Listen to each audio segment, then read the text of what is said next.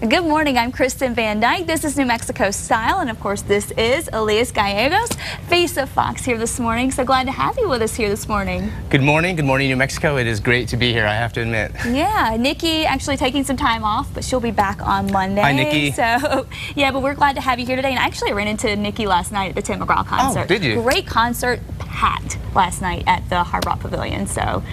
Good times. Well, yeah, and I heard also through the grapevine that you actually bumped shoulders with Tim McGraw. I rubbed elbows, literally, with Tim McGraw. It was kind of cool. He once the concert in between Luke Bryan and Tim McGraw, I had to go take a restroom break, and so I was waiting in line, and then, you know, the girls' line's always so long. So waiting in line, and then I heard the drum start to Tim McGraw, and I thought, oh, you know, I don't want to miss the first act. So I'm running back, and when I'm giving my ticket to go in, I see the ticket lady's eyes just light up, and it was not at me. It was at actually Tim McGraw. He entered through the audience, which I thought was so cool, grabbing people's hands, and I got to knock elbows with him as I walked in beside him. I love when they do that, because it always catches people off guard when they come in through the crowd like that, and then you feel like you're part of the show. And you kind of were. He was, well, he was the big show. It was fantastic, though. He was great. And you were busy last night, too. Yes, yeah, I actually, I was in rehearsal for a show that I'm doing over at Warehouse 21 in Santa Fe, so if you're really dying to see me, you can catch me live on stage tonight. Oh, really? Where? At Warehouse 21 in Santa Fe. The play is called Manhattan Glass by a local playwright in Santa Fe, Joey Chavez.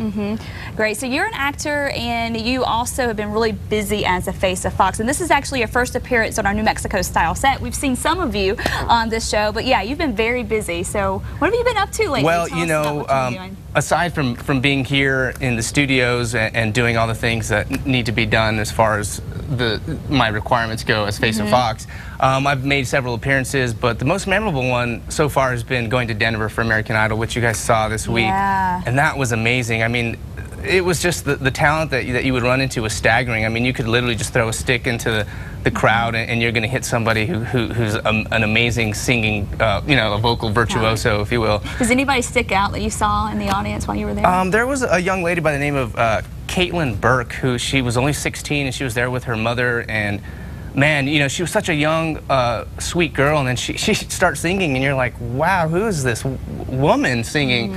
So for me, in my mind, she stood out, and you know, I tried to find some talent from New Mexico, and there was like 10,000 people there. Right. So that was hard. Yeah, but good times for sure. We look forward to hopefully seeing some of them on the season coming up. But you're from Santa Fe, and you've been living and working in LA too. So what was the turn of events that landed you back here from LA? Well, yes, I was born and raised in Santa Fe, and I was living in Los Angeles, and I got cast in a movie called Traficante that was shooting down in Las Cruces.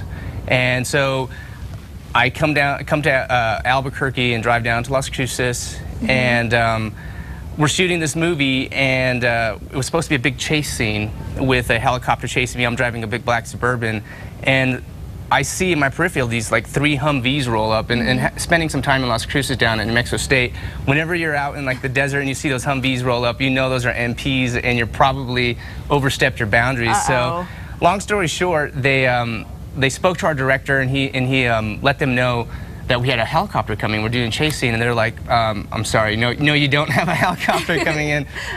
So they pulled our permit, and we were on hold for about 3 days. So I was in the hotel room, and on to Casa Fox, the commercial for the Face of Fox contest comes on, and so I call my wife up, and I'm like, hey, you know, change it to channel 2 and watch this commercial. So she calls me back and says, yeah, you know, I think you'd be silly not to enter this contest. So oh, well, great. And we actually, going back to Traficante, we actually have a clip, I think. Let's take a look. Life has a funny way of catching up to you.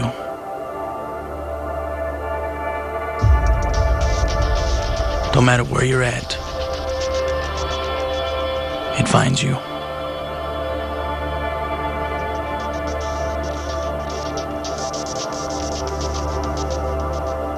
I've got this thing inside me.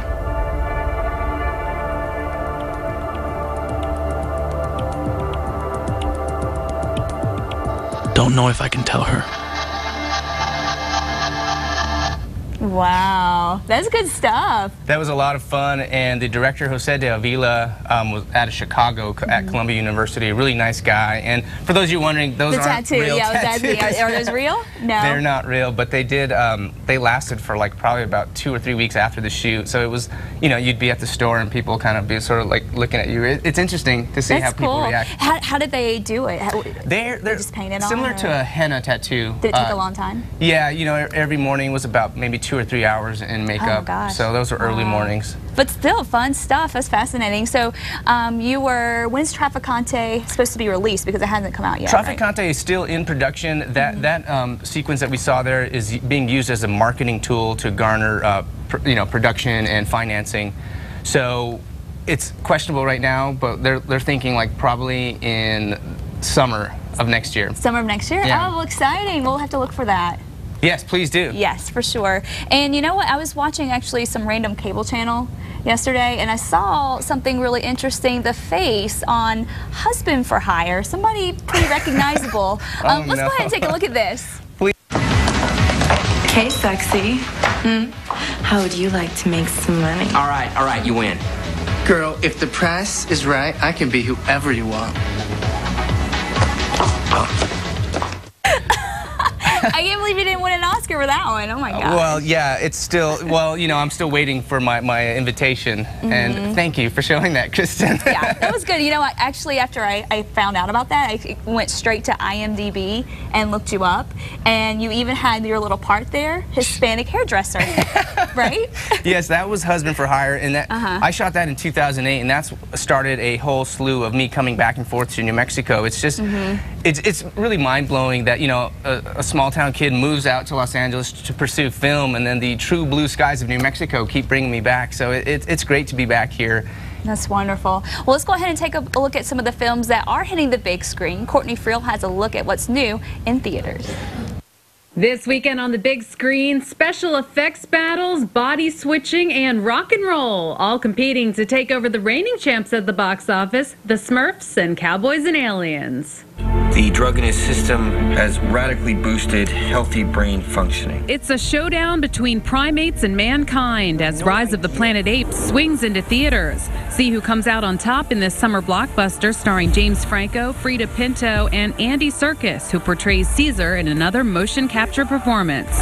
You know, I was just saying that I envy your life, Mitch. I envy yours. I wish I had your life. For Jason Bateman and Ryan Reynolds fans, check out their bromance comedy, The Change-Up. It's your typical Freaky Friday plot where two intoxicated friends wish they had each other's lives. The next day, the married father of twins and single ladies man switch bodies, leading to some amusing R-rated scenarios. You need to investigate this. You talk to whoever you want. They're not listening. You're on your own. In the drama category, Rachel Weisz stars in The Whistleblower, playing a Nebraska cop who also serves as a peacekeeper in post-war Bosnia, outing the United Nations for covering up a sex scandal. This thriller is inspired by actual events. You need my song? We do it my way, or we don't do it at all. And in limited release, but available everywhere on demand, The Perfect Age of Rock and Roll takes the stage, starring Kevin Zegers as a down-and-out rocker and Jason Ritter as a middle school teacher. The two head out on a road trip experiencing the pitfalls of fame, friendship, and the all-too-familiar 27 Club. Box office analysts predict Apes will lead the weekend and earn at least $30 million. The change-up should bring in between 12 to 15. Although total revenue for 2011 is still down from last year, this summer's grosses and attendance is slightly up from 2010. In New York, Courtney Friel, Fox News. I want to see The Change-Up. I bet you do. How many times has that switcheroo been done, though? It's been done over and over again. I don't know, but those two guys are a lot of fun. Jason Bateman is one of my favorite actors. He's you know, it's been the year of Jason Bateman this year. Have you noticed that? Yeah, but I saw a trailer for it. The trailer looks fantastic, and they even did a spoof on the trailer, mocking the whole switch-up thing, but they said it's totally worth it, takes it to a whole new level. Well, it sounds like you've got a little Jason Bateman in your heart. Maybe but a little. If you have a song in your heart, there are plenty of concerts going on this weekend. Yeah, Keeping It Classy Albuquerque features song by Adele, Leonard Cohen, and Carole King. On cue, Young Women's a cappella chorus, and the 505 share the stage tonight and tomorrow from 7 to 8:30 at the Emmanuel Presbyterian Church. And you can visit oncuechorus.org for details on that. Rick Springfield will rock the Hard Rock tonight. The show begins at 8. Tickets are still available. Check it out. And also tonight in Santa Fe, you can go party with El Palacio. The evening includes a toe-tapping, boot-scooting performance by Breaking Blue beginning at 6:30 in the Palace of the Governor's Courtyard. And you can visit museumofnewmexico.org for a schedule of events. And in Los Alamos, the Jemez Mountains Benefit Concert will help uninsured homeowners affected by the Las Conchas fire that concerns. That concert is Sunday from 2 to 6 at the Morning Glory Baking Company. And tickets for the Albuquerque Film Festival are now on sale. Michael Madsen, Dean Stockwell, and Chris Cooper are featured guests. You can visit abqfilmfestival.com for festival details. So, good stuff going on this weekend. Of course, we just threw out a lot of websites at you, but we'll have all those websites for you on casa.com. Yes, we will. So, Tennis Anyone, you can give yourself and your competitive edge a real workout. Yes, Nikki hit the courts this summer at Jerry Cline Tennis Complex, where people of all ages and skills, they're welcome to come. Yeah, let's take a look. I usually teach the peewees, and those are 5 to 10-year-olds. And usually with the peewees, because they're so young, we do a lot of hand-eye coordination, and we do a lot of forehands and backhands, just learning the basics and getting really good at those. I've been playing since I was a little kid, and I started teaching because I love to play so much, and because I learned so early, I thought it would be a good job for me to do during the summer. We play games, we practice doing forehands, backhands, and sometimes we do volleys. I get excited because I get to have a good time. I want to play tennis. I like tennis, my favorite sport. As they get better, they move up to intermediate beginner, and there's intermediate, and then there's advanced beginner. You're going to try and hit a cross court out of their reach, so you want to aim in the alley. All right, ready? Has to be cross court. Nice shot. Well, I started playing because my boyfriend plays, and he's pretty good. He's pretty amazingly good, so I would be really embarrassed every time we would play together, and I felt bad, like he wasn't getting a workout because I was so miserable. And so I think I've gotten better with the class, but I'm still a little intimidated. There's a 12-year-old in our class who hits really hard. You can play it at any age. We have some guys that drop in that show up who are 90. And they're still playing. It's a great program. We have hundreds of adults and kids. Every year we have beginner classes through intermediate. Sometimes we do advanced if enough advanced people show up. But it's mostly beginner, then it goes advanced beginner, low intermediate, intermediate. This is the intermediate class. They're all pretty good. Way, go. Good put away. Most adults do it, not just for the tennis, but just for the exercise. Another great thing is we get a lot of families. Like a couple of these people here, their kids are over in the kids class. There's some of their kids over here, and then they're playing too, so they can go play with their kids. They all love it. The Jerry Cline Tennis Complex is located at Louisiana and Constitution in Albuquerque, and courts are open from 8 to 8. And for more details on fall tennis lessons and to reserve the courts, you can call 505-256-2032. And to sign up for an after-school clinic, call Bob Curtis at 505-848-1381.